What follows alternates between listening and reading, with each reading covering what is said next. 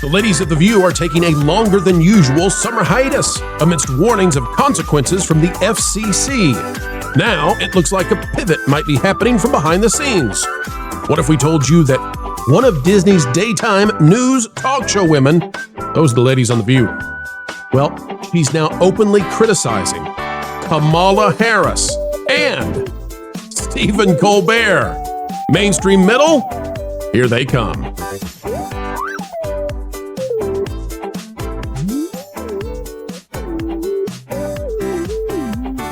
Hello, folks. Welcome back to the Pro Channel, where we continue to give you the news that you need to know, oftentimes days before the mainstream can possibly connect the dots, not that they want to.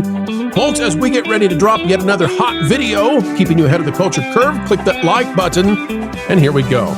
This is from Philip Timotija, or Timotiha, that's what I'm going to go. It's Philippe Timotiha out of The Hill, and it says Alyssa Farah Griffin on Harris's Colbert appearance. Everything that's wrong with Democrats.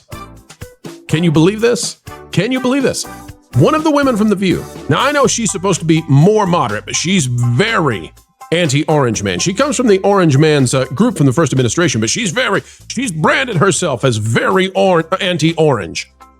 She's coming out there and slamming the sacred cows. You're not supposed to do this. This is not supposed to happen. It's verboten, forbidden. You can't do this. You can't come out and criticize Stephen Colbert, and you surely can't do it when Kamala is on his show. Good Lord. These are the two top of the top of the top of the tops. Can't do that. Well, she is. We're going to read this article in just a minute. I want to go show you, though, something else, and then we're going to come back. This is from TV Insider, hosted by Yahoo Entertainment. I'm going to show you this first, then we'll come back to what we just talked about, and for a reason.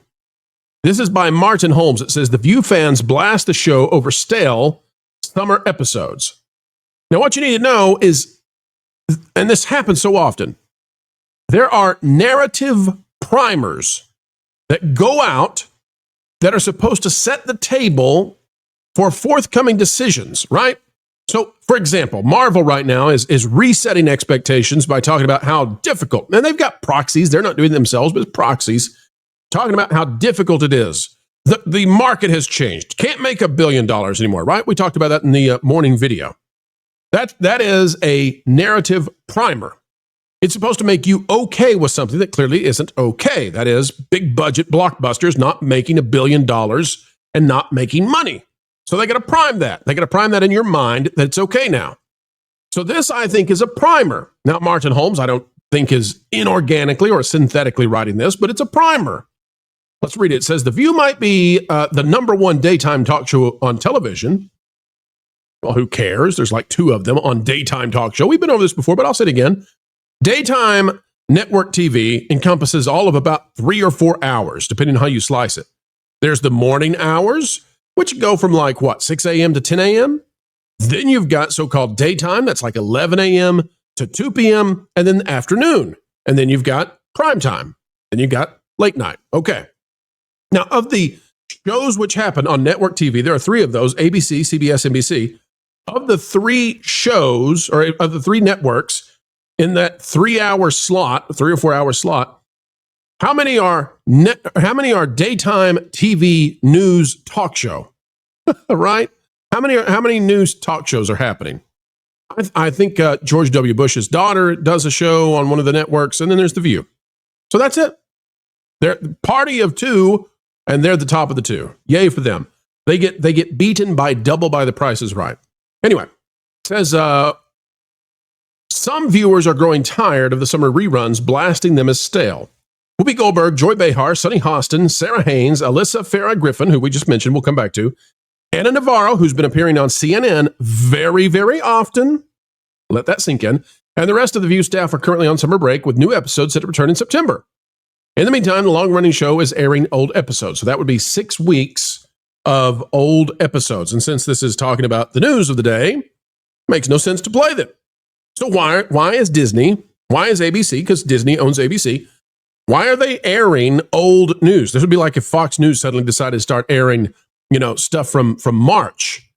You'd be so confused, right? Well, it's confusing to watch The View. So why would, this is major. I mean, the network in the middle of the day, you're trying to win over all the people who are at home watching advertisers wanting to make their buck back off of their investments. So why would you do that? Why would you air old episodes talking about the news that isn't the news any longer? Why? It's anathema to success, right? I'm going to explain it in just a minute. It says, however, some fans think rerunning past episodes doesn't work when The View is such a topical show. Yeah, clearly. And here are some of these Reddit forum posts that dedicated to The View. You know that's a fun place to be. If you're living on The View subreddit, it's time to check some priorities in life. Let me tell you. The View is a very topical show. Viewers tune into The View to see what the host will say about whatever everybody else is talking about. The host and production crew need time off. Would never air repeats weeks or months later. And remember what I just said about this is a subreddit. Like, these are the super fans of all super fans of all super fans of The View. ABC isn't going to air something else in The View's place when live episodes aren't airing, but there's got to be a better way. Yes, topical things would still be brought up, but it wouldn't be an entire episode talking about something that was once topical but now is stale. Others agreed. If I've already seen the live show, I usually have zero interest in seeing a stale rerun. By the time a show is repeated, the news and current events have likely changed or are completely different. Unless it's a guest I want to see again, I skip the repeats. I don't know why anybody would watch them. They should put a summer replacement show on. These are all different commentators. Again, from the superfan of all superfan of all superfan forums for The View. And it keeps going and going and going. Now, is this newsworthy? Well, in a meta sense, it is. And this is why. Remember what I talked about? That they put out these primers, narrative primers? This is a narrative primer to let you know that it's not just the right that's disgusted with The View. It's not just the center that's disgusted with The View. It's also those on the left. It's the superfans of The View that are unhappy. Now, they're unhappy for a different reason. But the reason that they're unhappy opens pay attention, folks, it opens the door to change. Why? Because these ladies can't be on 365. So how are you going to fix that? One of the ways that you can fix it is you can say, we need more ladies. Can't be off the air. Fox News doesn't go off the air. CNN doesn't go off the air. MSNBC doesn't go off the air for an entire month or 6 weeks or 8 weeks, whatever. The View can't either. But that means you need more ladies. And it just so happens that one of those ladies is making a big change. But I want you to understand the primer that's being set.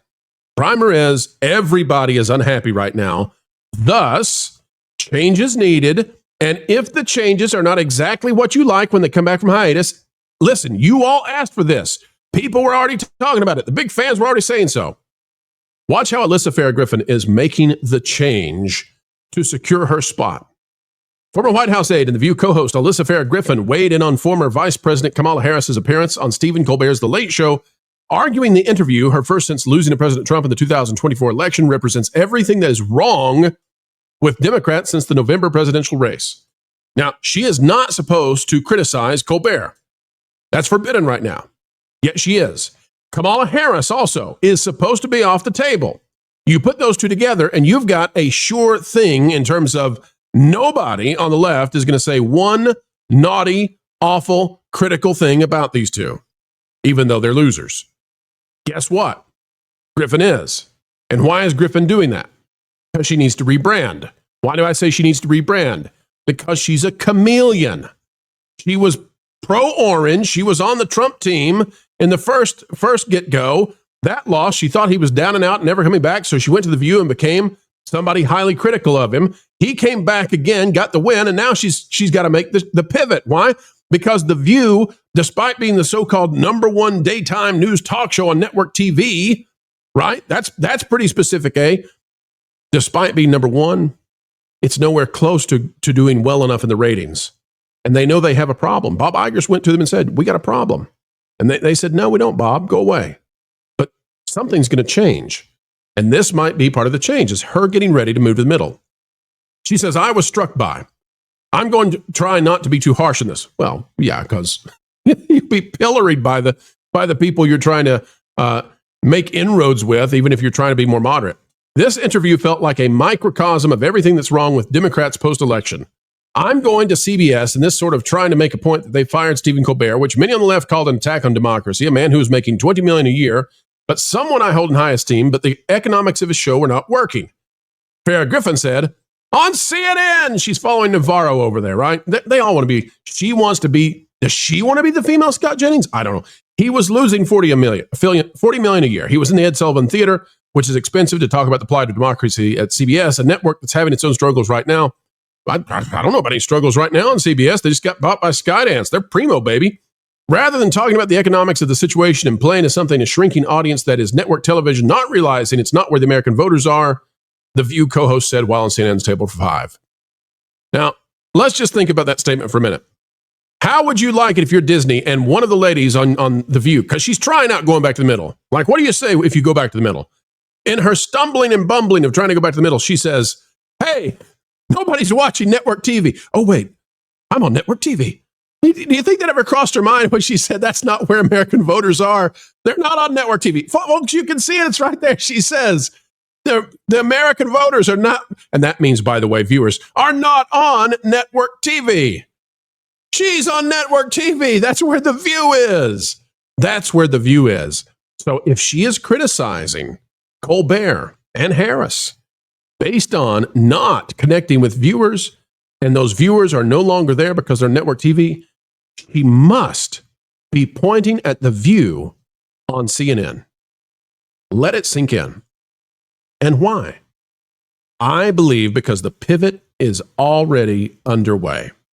Why did Joy Behar, right before the hiatus, have to come out and say, the tide is turning? That's like she's trying to give you the symbol of keep hope. Keep hope. I don't know what's going to happen, but keep hope no matter what. We'll win the day. It may not be you. It may not be me, but one day. Folks, that's where we are right now. They're now, we have a lady from The View now declaring that network TV is not where voters are. And she's criticizing Colbert and Kamala Harris while CBS gets ready to eat the lunch of everybody else. Apparently, Disney's going to have to do the same. CBS, having all of this partisanship stripped out of it, it's going to force companies like Disney to moderate even more. The View is going to get some adjustments. We're starting to see the narratives forming. You've even got the left unhappy with the way that Disney is handling the show. Get ready. More changes on the way. And folks, we'll continue to cover it because guess where the American voters are? They're here. They're on YouTube. They're streaming. They're on the new media. Welcome aboard. Folks, click the like button, share, subscribe, click it, stick it to the algorithms. It is the notification bell. Drop a comment down below. Let us know your thoughts. And folks, until the next time, we have the honor, the joy, the privilege, and the pleasure of spending time with you. Keep learning, keep growing, and as always, keep having fun. Listen up, my brothers and sisters. You've been listening to Phils and those with an agenda to destroy your brain cells for far too long. It's time to change your way of doing things. Hold up. TPP is the place to be. Covering the news so honestly. It's a team that's cool and tried and true. Ahead of the culture curve, they're trying to keep you. Jonas and Pro, they run the show, and they dragged in the bearded culture casino. You got Valiant and Lord and Force of Light.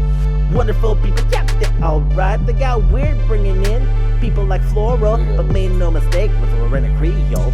Amelia and John, stuttering guitarist. Martin and Tawny and someone called CMS. Fat Steven makes a bunch of other graphics. Did I mention a partnership with Bending in the comics? Fat Sky is a guy and Doc Matt does the web stuff. There's probably some people I missed. I hope they're not telling you the news that should be fun. With accurate info that's not been spun. You can figure it out as you will see. The TPP is the place to be. Yeah, Wilton. That was actually pretty good, or white. But I think you might have forgotten Vash. Well, he lost all his friends. But it was implied.